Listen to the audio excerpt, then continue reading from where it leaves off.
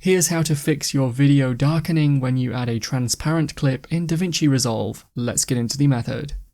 Open Resolve and you can add your clip to the timeline.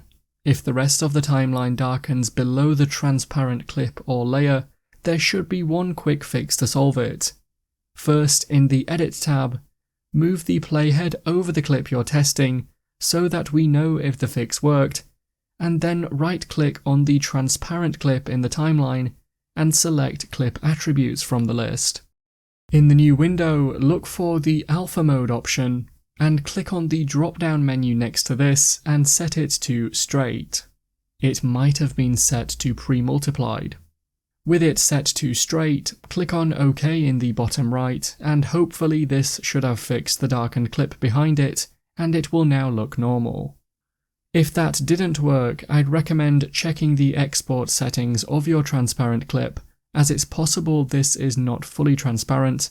You could also test a different video editor to see if the problem is the same here as well.